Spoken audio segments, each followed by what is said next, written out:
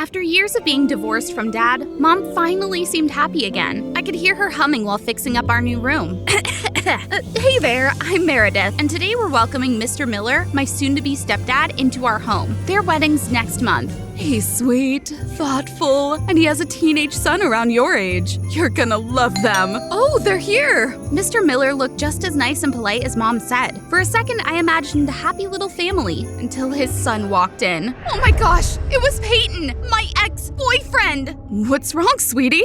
No way! No freaking way! Out of every guy in every town across the country, it had to be him? But wait, I'm getting ahead of myself. Let's start at the beginning. A few years ago, Peyton and I met through an online game during lockdown. Then came late-night FaceTimes, long talks, and that kind of first crush everyone goes through as a teen. But one day, he just vanished. No calls, no texts, no explanation. Just gone. My little heart shattered. Yeah, call me dramatic, but he was my first love. I hated him so much, I swore I'd never open up again. Until Ryan came along. He was in my class, cute, caring, always looking out for me, and we started dating pretty fast. But what would Ryan say if he found out I was living with my ex? Mr. Miller was super kind, but my death stare radar kept locking on the guy sitting right across from me, Peyton, and he looked just as tense.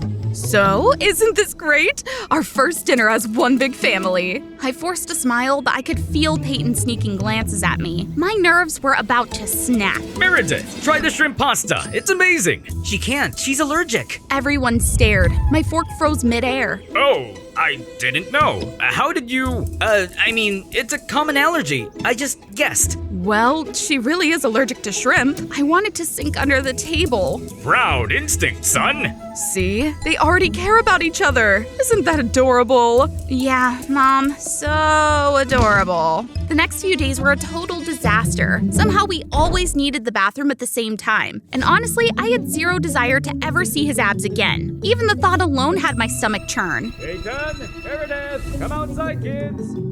They dragged us to the front yard, grinning from ear to ear, already sitting by the camera. Smile, everyone. Family photo for the wedding announcement. Closer, honey. You two look like strangers. Before I could react, Peyton pulled me closer by the shoulder. Don't touch me. Chill. I don't want to do this either. I was so mad I could feel my soul leaving my body. The photo literally captured the exact moment my spirit clocked out. Just when I thought living with my ex was the worst part, surprise! Peyton transferred to my school. He popped up everywhere, even when I tried pretending he didn't exist. Ryan, let's go. Come on. Meredith, my dear little stepsis. Ryan froze, staring at me for answers as Peyton strolled over. They shook hands, both smiling awkwardly, but I could feel the tension. Peyton was totally messing with me. Then the hallway went silent as this girl strutted in with perfect hair, designer bag, and smelling like Chanel No. 5. Rebecca, you transferred? Here? Obviously! You think I'd let my boyfriend start a new school alone? Boyfriend? Oh yeah, and you're Meredith, his stepsister now. I also know what went down between you two, so back off. This is such a mess. Yeah. Of course, the whole universe must have thought this mess was hilarious. All four of us ended up in the same class. Rebecca kept side-eyeing me non-stop. Ugh, she was so annoying, while Peyton acted all chill, and Ryan looked one meltdown away from exploding. After class, I couldn't find Ryan anywhere until I caught him with Rebecca again, whispering in the hallway. We should keep an eye on them, just in case. Yeah, I don't trust that Peyton guy. Please, Meredith's the one you shouldn't trust. And that, my friends, was how their ridiculous little alliance began. Every time Peyton tried talking to me, Ryan would accidentally pull me away, and Rebecca would show up out of nowhere just to cling on to Peyton. That afternoon, the sky turned gray right before a heavy rain poured down. Everyone had already gone home except me. I hid in the library trying to avoid bumping into my oh-so-dear stepbrother back home. I didn't even realize the school had closed until the lights started dimming. I tried the door handle, but it wouldn't budge. The rain outside was so loud, no one could hear me banging on the door. I cried, not because I was scared, but because I hated that feeling of being left behind. The same empty ache I'd known since Dad walked away. The kind of pain I'd buried deep for years. Meredith? He was standing right there, dripping wet, even though he'd brought an umbrella. You didn't come home. Dad and your mom were worried sick. I wasn't expecting him, obviously. I know you're still mad at me, but we need to talk about the past. Something inside me cracked. Maybe it was me, maybe it was the rain. And the words just spilled out before I could stop them. You disappeared. Not even a goodbye. I know, and I'm sorry. Sorry doesn't fix anything, Peyton. I waited for weeks. You didn't deserve that. I swear, it wasn't because of you. It was He stopped. The rain kept pounding outside. the day I stopped calling you was the day my mom left with another man. Dad drowned himself in work and I didn't know how to exist in that house anymore. So I just vanished from everything. I wanted to stay mad, but I couldn't. My dad did the same thing. He did? Yeah. One morning, he just left. No call, no visit, nothing. I remember sitting on the porch waiting for him to come back. I was 8. I promised myself I'd never trust anyone who could just leave me again. Oh, Meredith. I feel like the world's worst person right now. I don't... But thanks for telling me. I get it now, and I forgive you. That guy, Ryan, he's good to you, right? Ryan's the best boyfriend I've ever had. Good. You deserve that. What about Rebecca? She was the light that pulled me out of that dark place. She stayed when everything else fell apart. Guess we both found the right people then. Meredith, I don't know how to make you believe me, but I want to protect you like a real brother would. I'll give you a chance, but only if you promise not to disappear again. I promise. Funny thing, the rain had stopped. We walked home in silence, but for the first time, that silence didn't feel heavy. The air at home felt different too, lighter somehow, like someone had finally opened the windows and let the past drift away. We helped clean up the house together, getting ready for the wedding. Peyton even teased me like a real brother. Annoying, but kinda sweet. I told Ryan everything. He just listened quietly, then smiled. I'm glad everything's finally okay. Even Rebecca wasn't acting like a rival anymore. She showed up at my house with cupcakes. Peace offering! It was the first time we actually laughed together. Then, one afternoon, we came home and saw Mr. Miller packing his suitcase. What's going on? I'm sorry, both of you. There won't be a wedding. What? Maybe we just need more time. I looked at Peyton. He was just as stunned. The wedding was supposed to be in 3 days. Through the window, I watched him carry the last suitcase to the car. Mom locked herself in her room, and every now and then, I could hear her quietly crying. Maybe Peyton was right. I think they're scared. Scared the same thing will happen again. Both my mom and his dad had been hurt before, and now that same fear was ruining everything. Again. No, I couldn't let that happen. Right then, my phone buzzed. It was a message from Peyton. We can't let them ruin this. Yeah, we need a plan. I told Mom my school was holding a special event. She hesitated, but my persistence wore her down. Meanwhile, Peyton was working on his dad. That Friday night, the plan went into action. Mom looked so beautiful in her dress. Across town, Peyton texted me. We're on our way. Table's ready. Don't mess this up. Same to you, stepbrother. The restaurant felt warm and glowy when we walked in. I scanned the crowd and spotted them, sitting right in the center. Mr. Miller looked tense, like he already sensed something. Their eyes met from across the room. Mom started to turn away, but that's when I stepped onto the stage. I've seen the silence in your eyes, the way you smile just to disguise. You say you're fine, you say you're strong, but I know you've been alone too long. You've built a wall around your pain, afraid that love will break again. But hearts aren't meant to stay the same. They heal, they grow, they love again. Peyton gently nudged his dad toward my mom. He looked nervous, like a man falling in love for the very first time, while she blushed so hard she could barely look at him. Open your heart again, let the sunlight pour right in. Love's not gone, it's just been hiding behind the tears you've been fighting. You deserve to feel alive, to see your soul reignite. It's never too late to begin. So open your heart again. The lights turned warm and golden, wrapping around them like a dream. For a moment, it felt like the whole world disappeared. It was just the two of them. Peyton glanced at me and I knew we were thinking the same exact thing. We actually did it. We fixed what fear had broken. The wedding happened right on schedule. Ryan and Rebecca showed up early to help us decorate. A cozy backyard ceremony under twinkle lights and paper lanterns. Peyton walked over to Ryan. They talked for a bit, then shook hands. When they looked my way and smiled, my heart just melted a little. Mom appeared in her wedding gown, standing beside Mr. Miller, now officially my stepdad. When they thanked us for bringing them back together, my throat tightened. Ryan slipped me a handkerchief. Someday, I'll make you wear a dress like that. You'd better mean that, mister. Then everyone got pulled into a big family photo, even Ryan and Rebecca. All right, everyone, say family! Family! This time, I smiled for real, big and bright. It felt so good knowing everything finally fell into place. And when you smile, I'll know it's true. The love found its way back to you. The past can rest, let the new begin.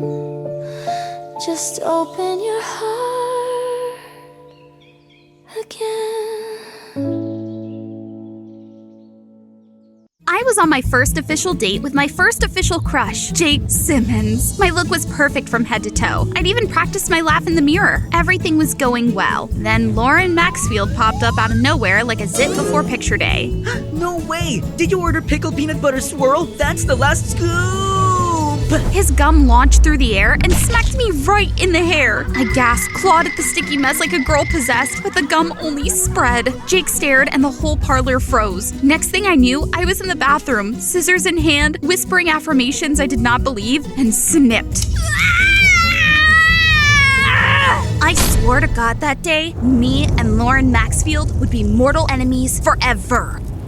I hadn't shed a single tear since that day. Instead, I channeled all my emotional energy into one mission: regrow my hair, and I succeeded in college. With grades on top of my school and composure of a royal, I walked like the world owed me perfect lighting. Girls wanted to be me, boys wanted to not embarrass themselves in front of me. But of course, some things never changed. Need a lift, princess? Lauren Maxfield, still my sworn nemesis, only now taller, richer, and somehow even more unbearable. With that infuriating half smile, I slapped his hand away like a mildly offended duchess. No thanks, I train my horses not to respond to clowns. Well then, good luck. He suddenly smacked the horse's butt. The horse neighed and took off, with me on it. I went airborne, my dignity left behind at the stable gates. Grr, literally every single time. The other day, while I was mid-presentation delivering pure brilliance, the projector glitched and a video started playing. Me and Lauren holding hands at the Coldplay concert, and when the kiss cam rolled around, we dodged like fugitives from the FBI. The class exploded. I turned, and of course Lauren's fingers were dancing over my laptop like a gremlin. I was about to unleash my wrath, but then an idea popped up. Oh, so this is why you keep messing with me. You like me. The room fell silent. Lauren choked on his own breath. I gave a smile sweet enough to kill and started toward Lauren. Just admit it, and I might make your wish come true. He panicked, yanked the plug, and bolted out of class, completely flustered. Good, that should keep him away for a while. Just like that, school ended. Everyone spilled into summer like it was Coachella. Well, not me, because my house, not exactly a vacation. My parents' fights were getting worse, and I was stuck between them. So when I heard about summer camp, I didn't even hesitate. I packed my bags and jumped on the bus like my life depended on it. The moment I stepped off and inhaled that crisp, pine-scented air, God, it felt like I could finally breathe again. Later on, I found my cabin. Looked like my roommate had arrived first and claimed the bottom bunk, but then I noticed a weird lump under the covers. Curious, I stepped closer and ripped the blanket off. And a freaking snake launched straight at me! But then...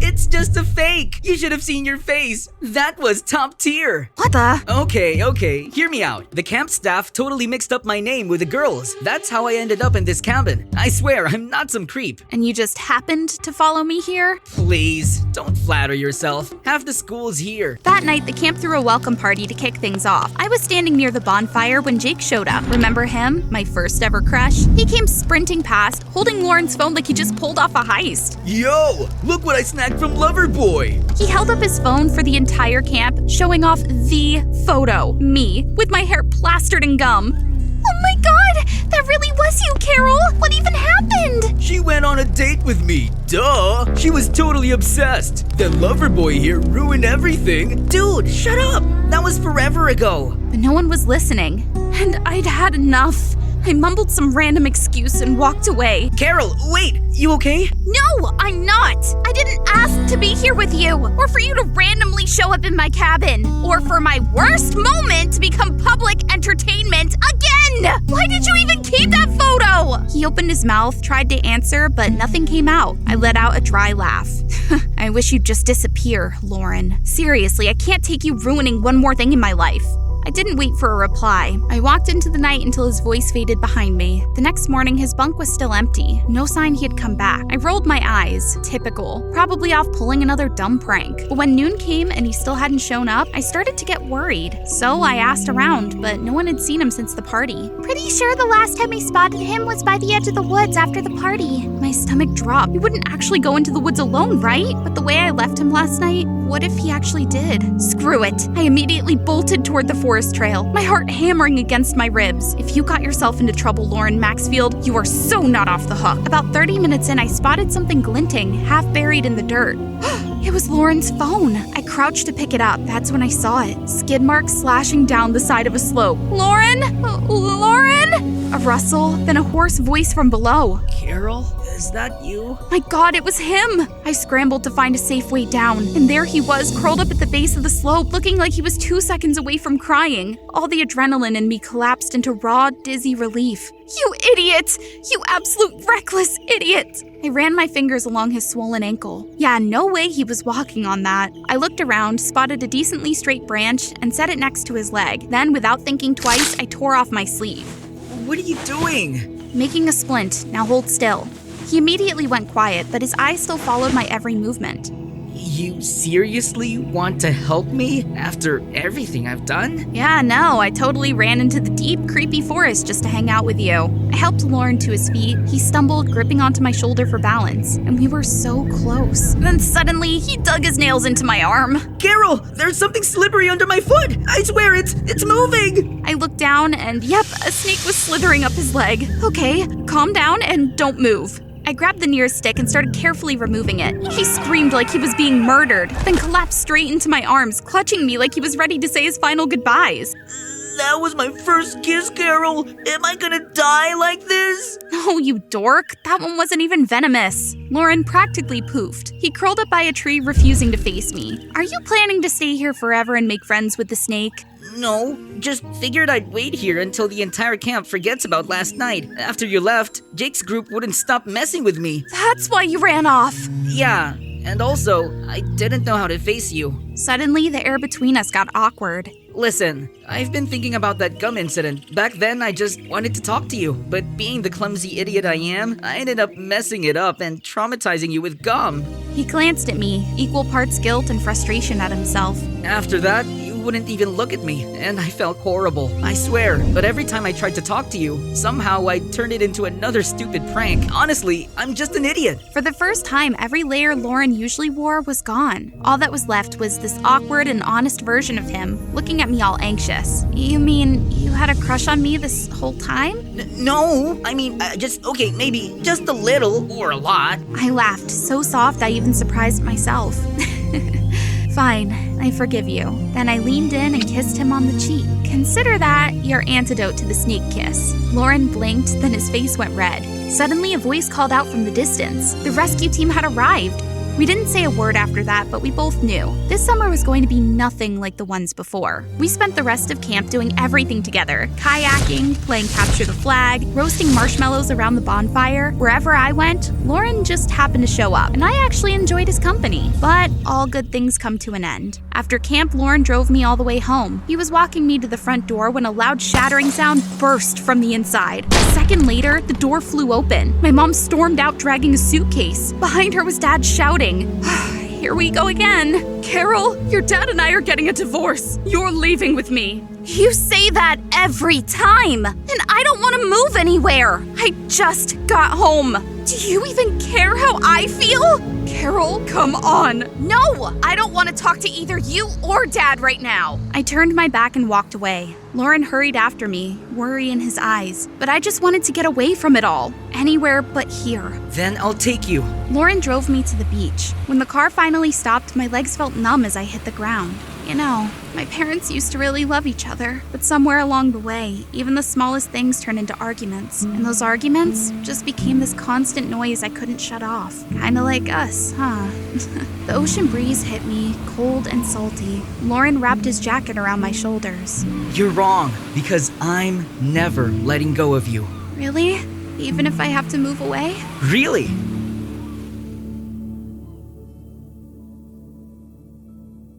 This was my first new class of the semester. The moment I stepped in, the whole room went dead silent. I made my way to the only empty seat in the back. As I walked, students parted into 2 rows like I was royalty or something. Some were literally shaking.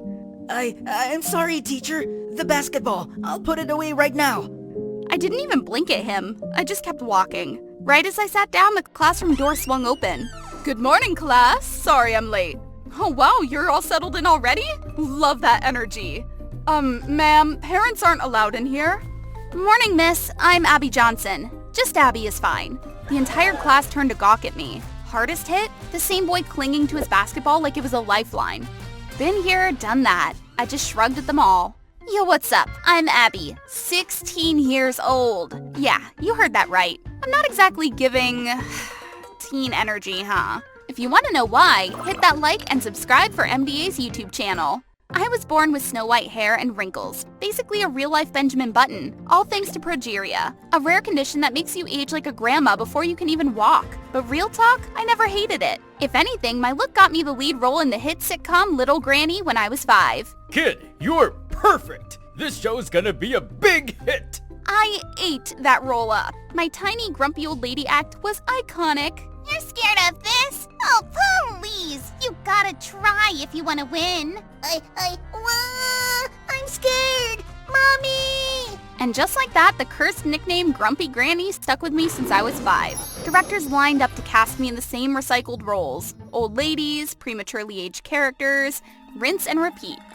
Even in real life, I committed to the granny vibe. And honestly, who's got time to explain their medical history to randos? Let people assume it's just my quirky celeb fashion choice. Bro, that's Grumpy Granny. Why does she actually look old? That's gotta be some kind of makeup, right? Or maybe she stays in costume 24/7. Who knows what famous people do? Hello, I can hear you. But honestly, my face was a cheat code. People respected me. People feared me. Why? Because I legit looked exactly like our homeroom teacher. While other girls had to deal with wild boys acting like kindergartners in the hallways, all Grumpy Granny had to do was show up and boom, total silence. And yeah, I may have exploited it a few times. Lines? Skipped. Who's making an elderly woman wait? Like when I got on the bus, I'd wobble a little, make eye contact with some dude and Oh, here ma'am, take this seat. See? Effortless. Life was smooth sailing. Until my nemesis showed up. One perfect morning, I was strolling through campus minding my business. No one dared approach me, probably too freaked out by my old lady face and resting Ice Queen energy. Yo, it's Grumpy Granny! Ha! Looks even scarier in real life than on TV. I froze, locking eyes with the menace. No one had ever called me that to my face. No one. What did you just say? Aw, dang! Grumpy Granny is mad at me, looking exactly like she does on TV. Then, like the gremlin he was, he just ran off laughing. Tracking him down was a whole side quest since I had, negative social connections. But I finally got the info. Max, same age, new transfer. Apparently a walking thirst trap. Stylish, cocky, and girls were obsessed. Max used to be in movies! He's so cool. Free-spirited, rebellious, everything! And yet, this golden boy decided I was his personal target. He popped up everywhere just to bug me. Obviously, I fired back. What's up with the granny glasses? Are your eyes that tired? You'd look way cuter without them. Annoyingly, he was right. My body aged faster than everyone else's, and my vision had been getting worse. That's why I always wore glasses, to protect my eyes. My eyes are just exhausted from seeing too much of you. Now shoo. My mom swears by this anti-aging cream. It's a walk away from me. You're so serious all the time. Smile more. Otherwise, you'll end up looking like a dried up raisin. And, I don't know, but I swear you'd slay in this dress. That's it! I don't care about your opinions, your creams, or your basic fashion advice. Max was stunned when he saw me snap. I mean, fair enough. I usually kept things cool, calm, and collected. But I didn't care what he thought. I'd put up with way too much of his nonsense already. Hopefully, that was the last time he'd ever mess with me. Our school's annual costume festival was coming up. Along with prom, it was one of the biggest events of the year. I never really got involved in things like this, but this year, Max was on a mission to drag me into the chaos. We have to make Abby the highlight of the festival. She can go as Dolores Umbridge from Harry Potter. No one, I mean no one, fits the better role than Abby. Not happening. Wait, that's actually genius! She does look just like Umbridge. And she's a pro actress. This is gonna be so good. Normally, no one dared to pressure me into things, but thanks to Max, everyone suddenly found their courage. My opinion was completely ignored. It was official. I was Dolores Umbridge. The festival was packed with a ton of outsiders visiting. I stood in a corner, bored out of my mind, posing for photos with strangers, trying to stay low-key. Then, of course, Max strutted over, armed with his usual annoying antics. Come on, crack a smile. You'd look so much cuter if you did. People roared with laughter, as if I needed him to remind me that cute and my face weren't exactly a match. I ignored him. Max pouted like a kicked puppy and wandered off. But thanks to him, people started gathering around me, staring harder. And then the comments started. OMG, you totally remind me of my old homeroom teacher. Grumpy, strict, kinda terrifying. I shot her a warning glare, but before I could say anything, a little girl suddenly burst into tears. Ah, she's so scary! You made her cry! I won't let you get away with this! Things spiraled fast. More people crowded around, staring at me like I was some kind of monster. Max stood in the middle, looking 0% concerned. If anything, he was smirking, like he was enjoying the show. Oof. Looks like you gotta step on a smile and go full soft mode if you want to calm the kids down. No more resting menace face. And then someone slammed into me, hard. Oh, oops. Didn't see you there. I was too busy checking on the poor crying girl. Who even does that to a kid? I froze. The judgmental stares felt like daggers. What did I even do? That was it. I was done. I turned and walked away without looking back. I made my way to the garden behind the school. Finally, peace. Or so I thought. Why are you hiding back here instead of partying? Oh, for the love of him again. I stayed silent, hoping he'd take a hint. Listen. We kinda said some pretty harsh stuff, and I'm sorry for not realizing it hurt you. I almost laughed at how ridiculous this was. Don't act like you care. You've been the most annoying person in my life. I've gotten used to the stares. The whispers about my wrinkles, my white hair, my grandma vibes. Max suddenly hugged me. That's when I realized I was crying. For the next half hour, I straight up bawled while Max stood there, panicking like a clueless babysitter. So, remember when we acted together? You totally made me cry back then. So, I wanted to get back at you. But the more I got to know you, the more I realized you're actually kinda awesome. Smart, chill, deep. I have progeria.